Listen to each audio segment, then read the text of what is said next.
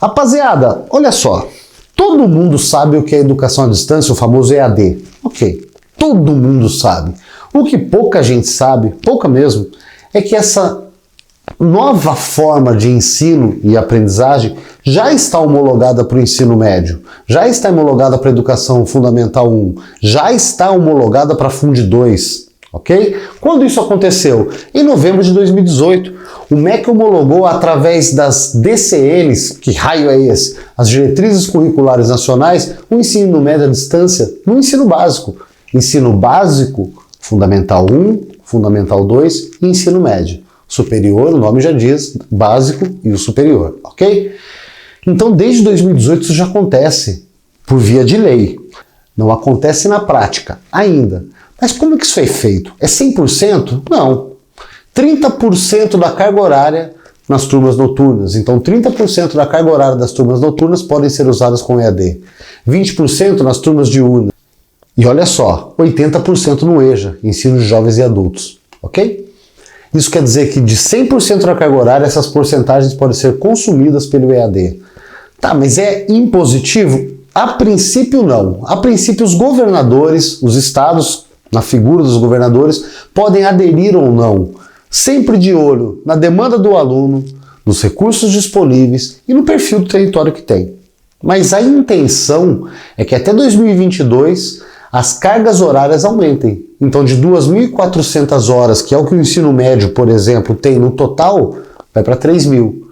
Hoje nós temos 800 horas obrigatórias ano. 3 anos, 2.400 horas. A partir de 2022, esse DCN prega que vá para 3.000 horas. 1.000 horas ano. 1.000 no primeiro, 1.000 no segundo, 1.000 no terceiro. Agora, a proposta do EAD não é a princípio ruim, se ela for feita como ela foi criada. Por quê? Porque não é, teoricamente, o ensino dado em sala de aula que será transferido para dentro do computador. Não é a proposta inicial. A proposta é que eles sejam complementados, o que se chama de conteúdos formativos. O aprofundamento do conteúdo, a interdisciplinaridade, a física caminhando com a matemática, experimentos virtuais ali, mas sim experimentos teóricos que podem agregar ainda mais. Poxa, Edson, mas então o EAD é uma coisa boa no ensino médio, porque ele aumenta a carga horária. Então, a princípio, se você fizer as contas das porcentagens, é mais ou menos isso que acontece, a princípio, o conteúdo aqui, chão de sala, lousa, esse não será prejudicado. Haverá ainda o professor presencial, o aluno sentado, a interação aluno-professor, aluno-aluno, que é importante para o jovem. Ah, mas então não tem problema. E se não tem problema, não tem redação Enem, porque eu não tenho como problematizar isso. Ah, velho, tem problema sim. Tem problema. Eu vou citar 2 aqui, ok? 2 possíveis teses. E no final a gente conversa sobre essa coisa de possível tese. Primeiro, ok, vamos empregar 20% do EAD nas turmas diurnas e 30% nas turmas noturnas. Beleza! Temos profissionais gabaritados para isso? Temos condições de investir nos nossos profissionais? Não, hoje nós não temos profissionais gabaritados, nós temos muita gente que está no quadro aí dos funcionários públicos como professor há 20, 30 anos. Uma pessoa que já não está mais atualizada, salvo algumas exceções, falando de uma forma geral, não está mais atualizada com o que acontece hoje no cenário virtual, o que nós estamos fazendo aqui agora, internet, câmera, aluno de um lado, professor do outro. Ele não tem intimidade com isso. E para que isso aconteça, para que esse AD realmente funcione, não seja apenas uma lei morta, nós precisamos de professores do lado de cá extremamente competentes e treinados e habilitados a trabalhar com essa nova maneira de aprendizagem, que é boa, a princípio. Tá, então esse é um problema. Nós temos um país continental e temos que treinar essa mão de obra. Então hoje nós não temos mão de obra especializada. Ok. E temos mais uma. É muito bonito no discurso essa prática do EAD. E ela é boa mesmo, e eu realmente acho, dentro da maneira como ela foi criada, e eu não posso criticar, falar que é ruim, porque ela não foi empregada ainda. Então, no papel ela está funcionando, só que ela não é inclusiva, como muitos pensam. Ela é excludente.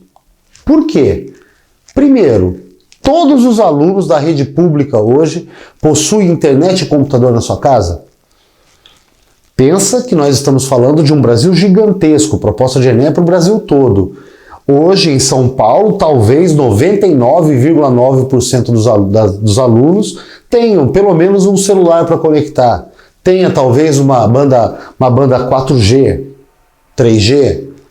Mal ele consegue acompanhar. Só que o Brasil é gigantesco. E o Oiapoque? E o Chuí? Será que tem? E as populações ribeirinhas do Amazonas? E Rondônia, na zona rural? Será que tem internet? Um caso a se pensar. Porque se eu dou uma ferramenta para um e não dou para o outro, estando eles no mesmo nível de igualdade, que é o ensino público, isso é excludente. Concordam? Mesmo dentro de São Paulo, então vamos pegar a cidade de São Paulo, a cidade do Rio de Janeiro, Belo Horizonte, nós ainda assim, dentro das capitais, temos os bolsões de extrema pobreza em que esse aluno também não tem esses recursos, num número menor do que aqueles da zona rural, mas também não tem. E aí, nós estamos incluindo ou excluindo esses alunos quando criamos isso? Temos que pensar. Como é que a gente pode trabalhar, então, essas problematizações que são as minhas teses? No primeiro caso, estados e municípios têm que investir pesadamente no seu quadro profissional, no seu quadro docente, nos seus professores, nos seus coordenadores, nos mediadores de sala, porque inevitavelmente haverá, creio eu. Então, investimento massivo. Então, e por que eu não falo de governo federal? Repito, as escolas de ensino médio, fundamental 1 e 2, são municipais e estaduais. Claro que o governo federal indiretamente tem parte nisso, porque é ele quem repassa a verba para os estados e os estados para os municípios. Mas ainda assim, quem tem o poder de decisão, estados e municípios. E para o outro problema, aquele aluno que não tem acesso.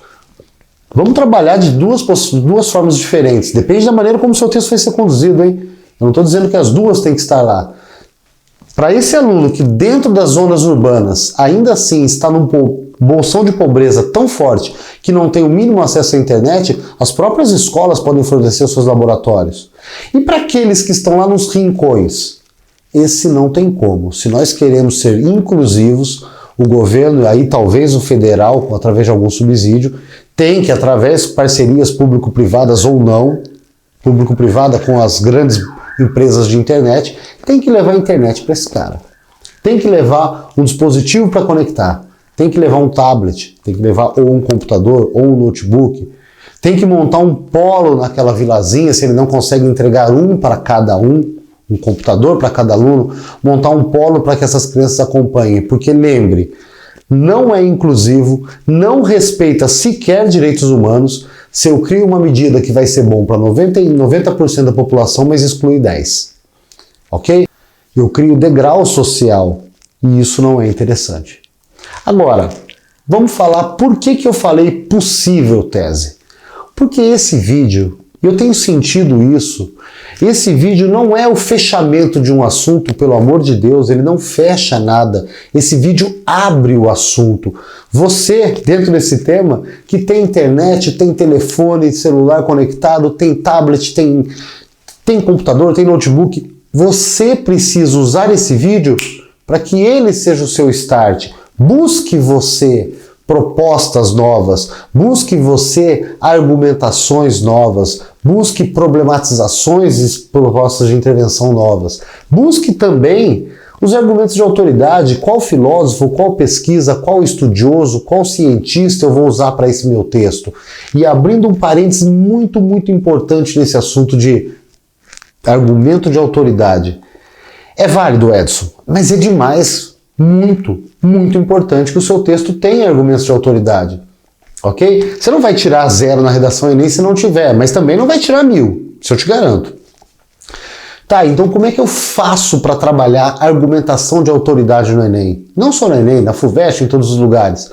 Eu tenho um estudo, eu estou conduzindo a minha argumentação e a competência 2 do Enem pede ambiente sociocultural produtivo, algo de fora. A competência 3 pede proposta de autoria, algo que não esteja ali nos textos motivadores. Então basta citar um filósofo, um pensador que está falando daquele mesmo tema que eu? Não. Não. Só vale a citação, o estudo, o filme, a canção, o recorte, o hipotexto. Ele só tem validade no seu texto quando ele faz uma única função: reforçar o meu argumento. Então, se eu estou falando ali, vamos criar um texto hipotético aqui. Se eu estou falando sobre criminalidade, jovens ingressando no mundo do crime, e na minha argumentação eu estou dizendo que o investimento na educação é fundamental para prevenir os futuros delinquentes, para que eles não ingressem no mundo do crime, aí fica interessante usar aquela clichêzona, aquela frase clichê que diz que quem abre uma escola fecha um presídio. Vitor Hugo disse isso. Olha só, aí é legal, pô. Vitor Hugo diz que quem abre uma escola fecha um presídio. Eu estou dizendo que investir na educação evita um futuro delinquente. Então ele está somando, é um grande escritor trabalhando em prol do meu texto. Agora, se mesmo que eu estou falando da criminalidade, eu estou indo por outra linha argumentativa, que é muito possível, e não tem nada a ver com essa coisa da escola como prevenção, não tem nada a ver também citar Vitor Hugo. Se você for trabalhar com uma citação totalmente descontextualizada da sua argumentação, olha que perigo eu vou dizer agora, melhor que não cite. Porque quando você cita algo que não colabora com o seu texto, que não soma, que não reforça a sua argumentação, você está deixando 2, 3 linhas de argumentação em branco. Você não está argumentando em prol de si mesmo, ok? Então busquem a partir daqui filósofos, pensadores, tragam, mas trabalhem com muita maturidade com esses elementos dentro do seu texto. Tudo certo? Feito isso, amigão, lembrando de coesão, de coerência, os elementos conectivos que a competência 4 pede, de olho na gramática que a competência 1 não deixa passar, o seu texto caminha para uma nota muito boa. Mas ele tem que ser feito com muito cuidado. E lembrando, esse vídeo é só o estopim para que você pense. Eu não tenho o direito de pensar por você. Tudo bem? Mas eu espero ter ajudado, pelo menos abrindo as portas do tema, para começar a pensar. Tudo certo, minha gente? Não tenho muito para dizer, desculpe, eu me alonguei um pouquinho aí nas considerações finais, mas é sempre pensando no seu melhor. Grande abraço, grande beijo, se cuide e em breve a gente se encontra aqui em outro vídeo. Até lá!